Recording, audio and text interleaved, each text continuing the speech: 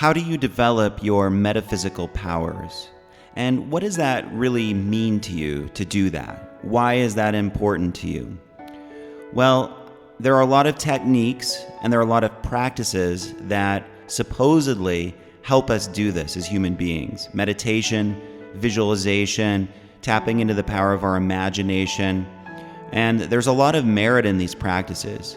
If you read books like Autobiography of a Yogi, you'll hear a lot of amazing stories about mystics who can manifest whatever they want just with the snap of a finger, and it just pops into physical reality, and how they went through years and years of purification exercises and meditation to develop their awareness.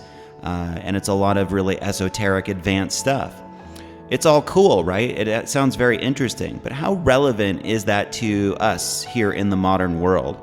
And what do we do with that information? Because it doesn't seem like we have access to that same level of metaphysical power where we can just pop things into reality whenever we want. I don't know about you, but for years I tried to imagine ideal outcomes and really focus on what I wanted, and it always felt like it brought me back mixed messages. Sometimes it worked, a lot of the times it didn't. A lot of the times it left me either a little confused or a little disappointed, a little kind of frustrated with the whole thing. So here's what I've come to realize. Yes, there are techniques. Meditation can be very powerful. But really, what this comes down to is getting into a truthful relationship with who you really are. And you want to look at what's really blocking my ability to access metaphysical powers. And what you'll discover the deeper you go into that question is that the only thing that's blocking it is this false sense of self that you're carrying around and assuming is you in there doing that.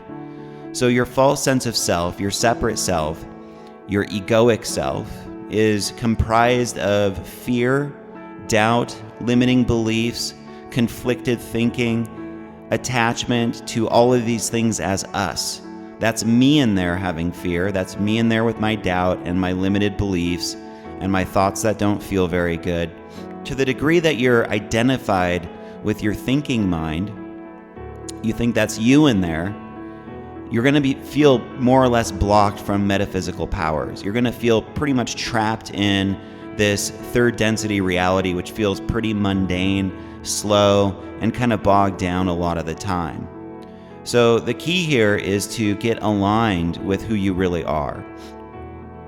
And the way I've come to see it is, this is much more a process of letting go than adding on. It's letting go of these corrupted files in your operating system that block you from this natural alignment with your true self. So when you stop identifying so much with the false self as you, meaning you're no longer convinced that your fear is you, your doubt is you, your limiting beliefs, that's you in there, to the degree that's happening, you start to merge with infinite intelligence. You start to see who you really are as the creative origin of the universe itself. And while that may sound kind of abstract or complicated, I assure you it's really not. It's a very practical, direct way of living. But the key distinction here is you no longer carry around this unconscious assumption that I'm over here in a body and the external world is over here and it's separate from me. That way of seeing dissolves. And as you start to have a more holistic, all-inclusive, and broad sense of who you really are, your metaphysical abilities start to open up naturally.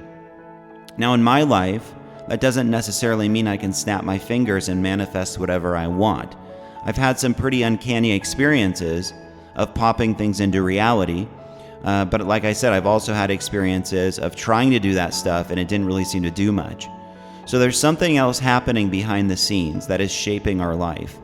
And what we're doing is practicing this art, this skill of letting go into that deeper truth of who we are. That the separate ego self, the personality construct that we normally think of as us, isn't really driving the bus here. It doesn't really have creative power. The creative power comes from behind the scenes. It's coming from the intelligence that is shaping this whole experience, this whole life for you.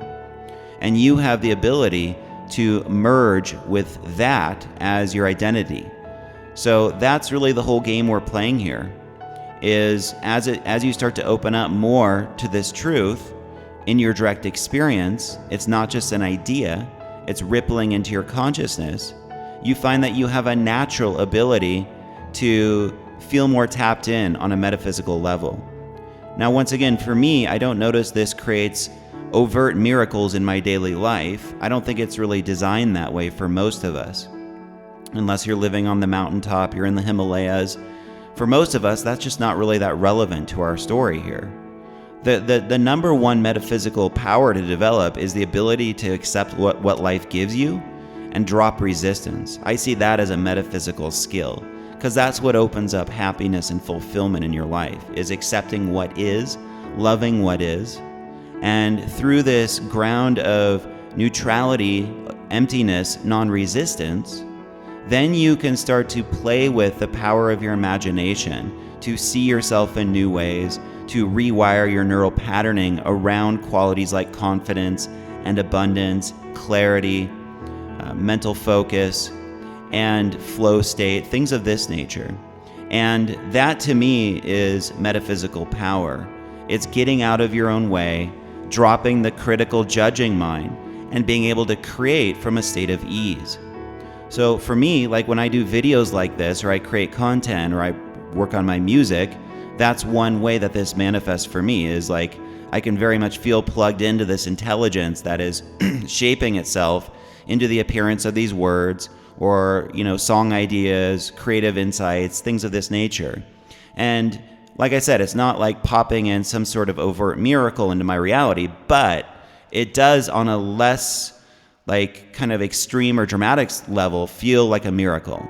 And that's the way I see this life. A lot of it is ordinary magic. A lot of it is just mundane but extraordinary. It's both. And I think in our daily lives here in the Western world, that's what we want to master, is getting into this flow state where we can make decisions with ease, using our intuition in a much more amplified way than we normally do, because we're not just trapped in our thinking mind. Being able to navigate through the complexity of this life from a place of relative ease, simplicity, and flow. That's metaphysical power to me. It's basically getting out of your own way and letting life flow through you, knowing how to flow downstream in your life by virtue of dropping resistance.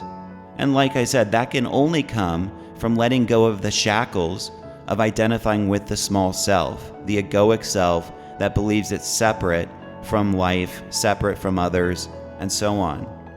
So this message may not sound as romanticized as some of what you hear out there about, popping whatever you want into your reality and it's just all miracles and it's all just amazing. It's very hype-based.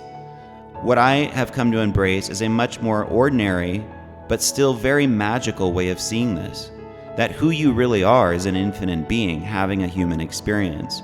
And when you let go of that which is blocking that way of seeing, this kind of ordinary magic permeates your life, and you don't have to do anything. You don't have to try to be more metaphysical. You don't have to will your way to tapping into your intuition in this way. You don't have to effort your way to manifesting so much. You start to just flow with the natural current of life, and whatever pops into your reality, you very much see it from this place of, oh, it's there by intelligent design. It's supporting the unfolding of my story.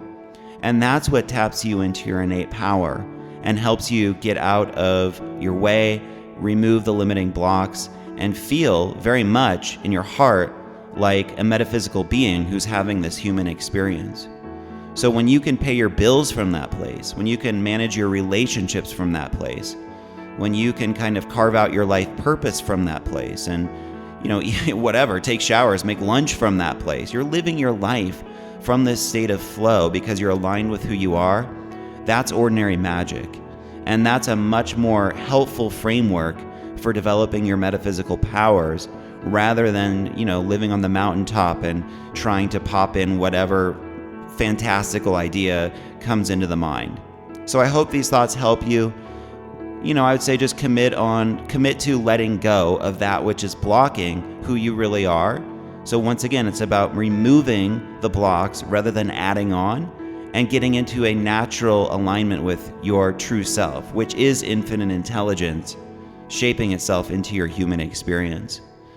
Leave me a comment below if you have questions about this. It's kind of a new way of seeing it, but like I said, it's been extremely powerful in my life and very much for many of my clients as well. So I'd love to hear your thoughts on this, and also be sure to subscribe to the channel if you want more content like this, and I will see you in the next video.